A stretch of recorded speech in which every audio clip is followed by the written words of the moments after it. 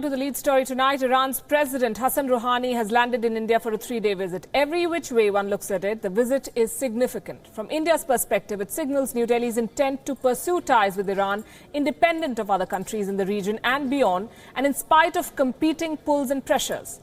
Also, it comes at a time when a proxy war between Israel and Iran is manifesting itself in multiple theatres across West Asia. More than outcomes, it is the symbolism attached to Rouhani's visit to India that is significant. Here is a president who is persona non grata in some countries, such as the United States and Israel. Israel views a nuclear Iran as existential threat, and President Donald Trump of the US has threatened to pull out of the Iran nuclear deal and impose more sanctions on Tehran.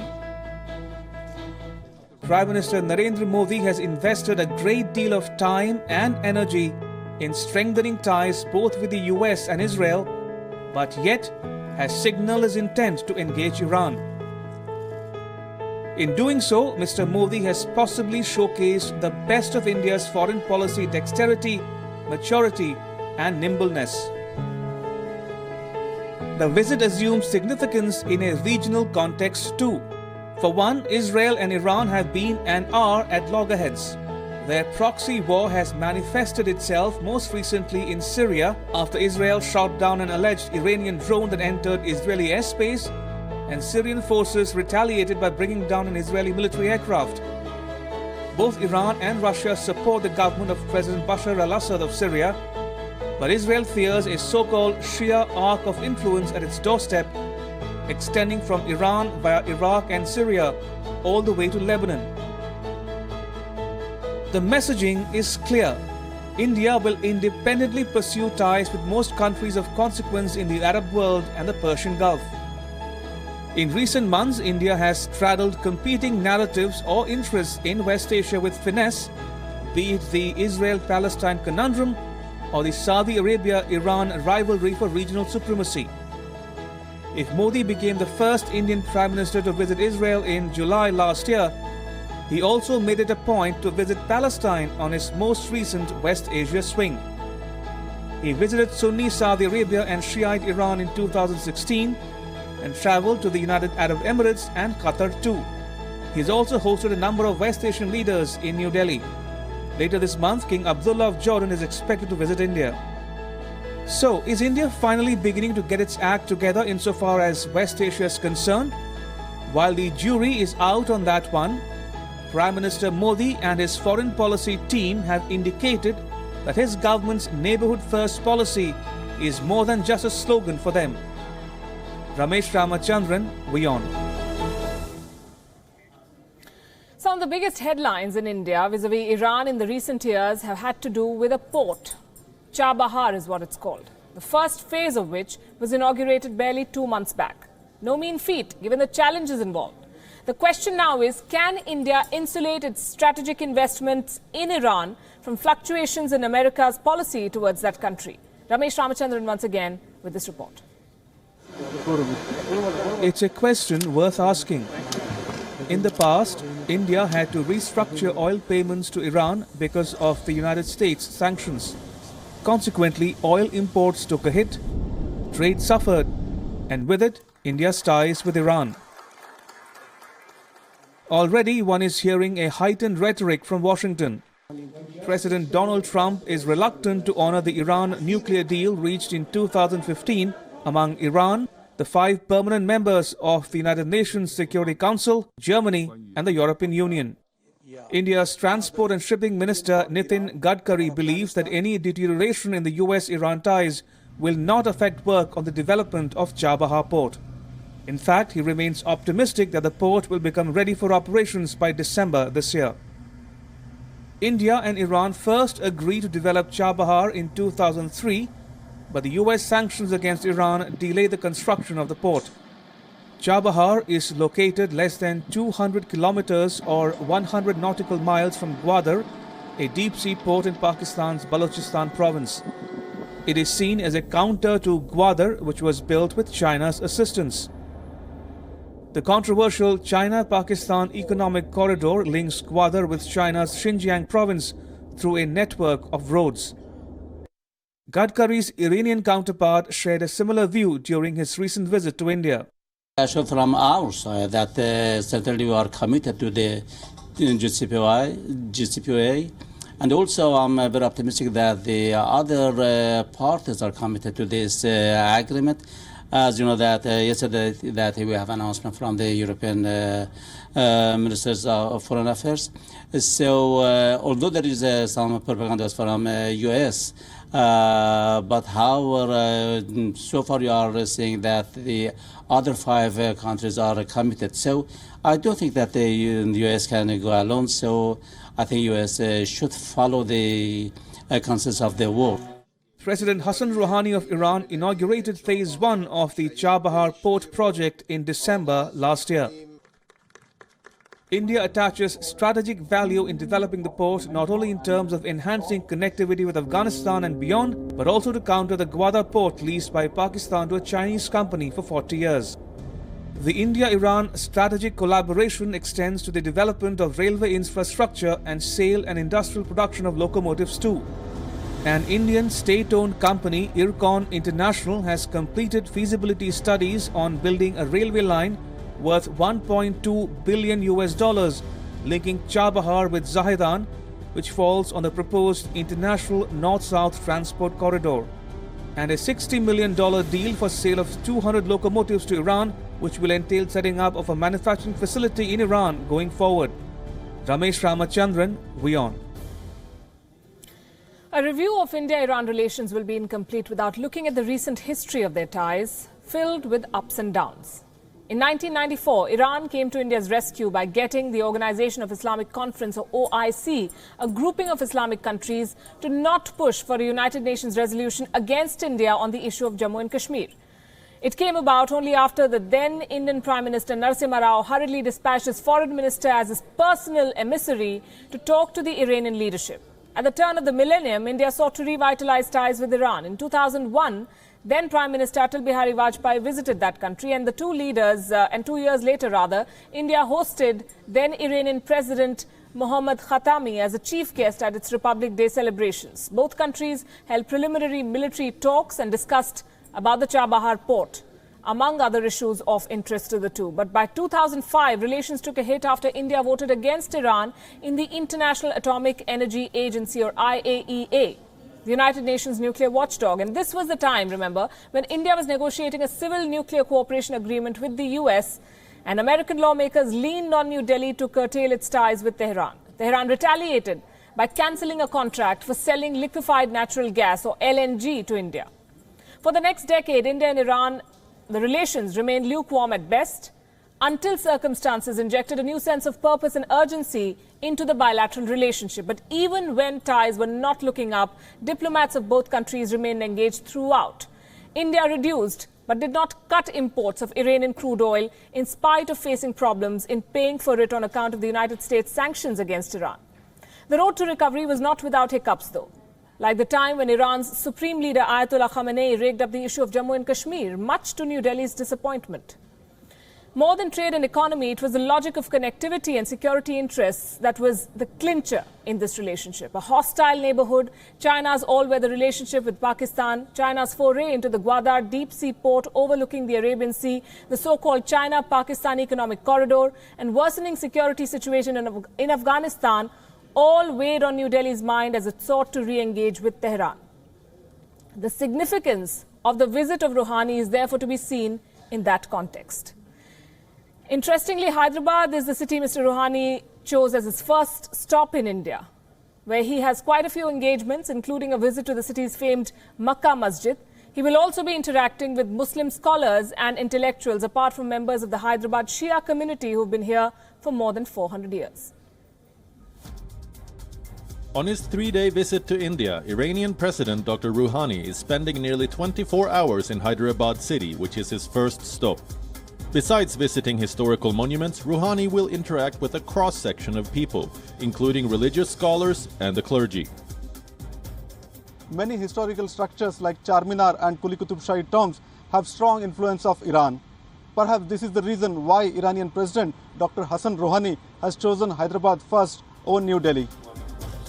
Cultural ties between Hyderabad and Tehran date back centuries. The Qutb Shahi rulers of Hyderabad were of Iranian descent.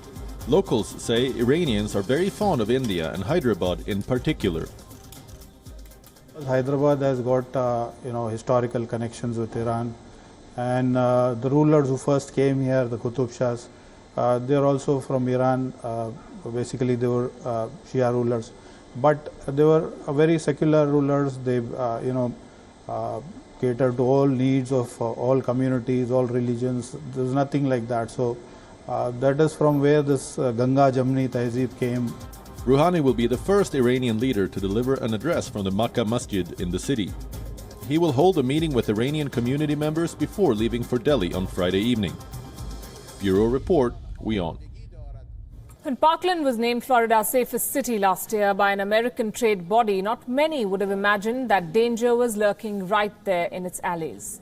A young man brought the town to a standstill in the early hours of Wednesday when he stormed inside his own alma mater and carried out a deadly attack. Here's a report on what happened at the Marjorie Stoneman Douglas High School in Florida. If I don't make it, I love you. This was the message Sarah sent her mother when she heard gunshots at her school in Florida. As the gunshots rang through Marjorie Stoneman Douglas High School, all hell broke loose.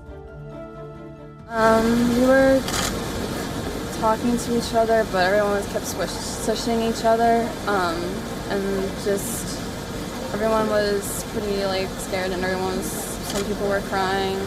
And just people were trying to comfort each other and saying it was going to be alright, and they were going to get out of here. This is the 19-year-old who held the school hostage, an institution that he himself went to till last year. As the word spread about the horror that was unleashed in the school, terrified parents rushed to the spot, praying that their kids were safe. She called me around 2:50, 3 o'clock. She told me that she's in one of the classroom closet area. She always texts to us what's going on, and last day she already escaped from there. She's so happy now, but everything went very bad. But not everyone was as lucky. 17 people, including both students and staff, were killed in the carnage, planned and executed by a young man identified as Nicholas Cruz, whose digital footprints are nothing short of alarming. Now, investigators have certainly began dissecting social media and looking at the website, and the Nicholas, I think we spell his name Nikolas, Cruz, was the killer. He is in custody, and we've already began to dissect his websites and the things that social media that he was on, and some of the things have come to mind are very, very disturbing. As the local administration ordered a probe, condolences poured in, with President Trump and the First Lady expressing their shock. But are these words enough? What about the recurring incidents of gun violence in America? What happened in Florida on Wednesday was the 18th such incident in the last 2 months alone. In a country with almost 88 firearms per 100 people and lenient gun laws, how does one ensure such incidents don't occur again? Bureau Report, WION. The South African currency, the rand, surged in value when Cyril Ramaphosa was elected to succeed Jacob Zuma as president. But Ramaphosa is accused of being complicit in Zuma's corruption. His push for closer ties with China may conceal other intentions, and he's been preying on young, vulnerable women. Meet the man who has taken charge as the president of South Africa. They seemed like bosom buddies and lifelong pals less than 4 years ago.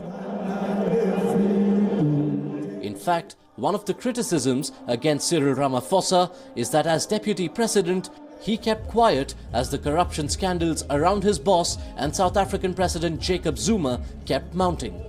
As the respected Quartz Africa weekly brief noted shortly after the ruling African National Congress elected Ramaphosa as its leader last December, quote, Ramaphosa has stood in Jacob Zuma's shadow for years, silent in the face of his crimes and the crimes of fellow ANC comrades. His election means that the corrupt system that is oppressing South Africans will continue unquote. The accusation contrasts sharply with Ramaphosa's fulminations against corruption. We will continue with this legacy of fighting corruption and making sure that those who are corrupt and steal from the poor are brought to justice. That is what Nelson Mandela would have wanted. Ramaphosa is considered one of South Africa's richest men. His Shanduka group has stakes in mining, mobile phones and McDonald's. He's a staunch votary of learning from China and wants Chinese companies to expand in South Africa. Government officials are being sent to China for training. It's not clear if his Shanduka group has links to Chinese business. An investigation by South Africa's online Sunday Independent showed he used his wealth to prey on young women, some of them university students. The investigation linked him to 8 women whose tuition fees and hostel accommodation he pays for. He communicated with the women through 3 fake email accounts. One of the women Ramaphosa addressed as the chosen one. One of them miscarried his baby. There are also records of money transfers from Ramaphosa to the women. Ramaphosa's conduct again contradicts his claims of moral and ethical leadership. This is not to deny his anti-apartheid activism as a young lawyer, his founding of the National Union of Mine Workers, and his role in writing the Constitution. Expect more revelations as he steps into the presidency.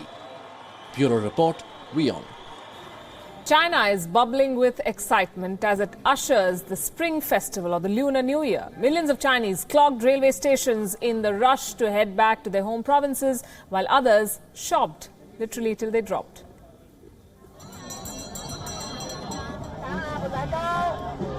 The Lunar New Year of the dog is being ushered in style in China, as shoppers hunt for lanterns and lampions to decorate their homes to welcome what many expect to be a good year. A 40-day travel frenzy in China began on February the 1st and will last until March the 12th. During this period, authorities expect a total of 3 billion people to travel. For instance, masses of migrant workers were rushing back to faraway provinces where they will enjoy the week-long national holiday with their families. 人肥过年尽量回家玩，心情反正比较激动。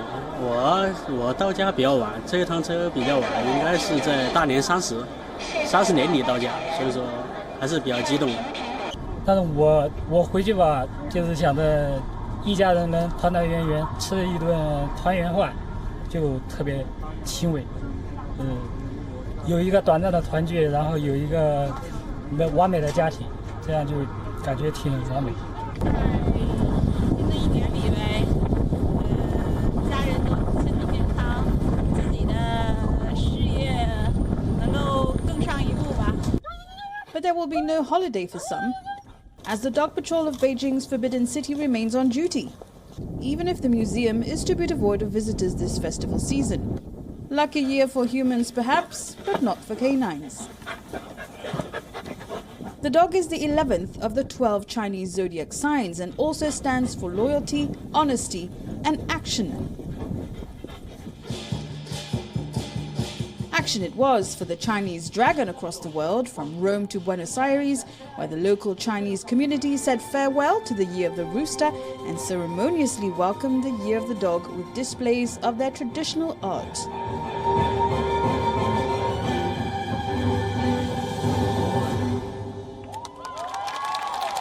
Fiesta de la primavera es la fiesta más importante, más antigua de nuestro país, de nuestro pueblo, y es una fiesta de reunión familiar, de la naturaleza y de la armonía. Así que pensamos que a través de la celebración podemos...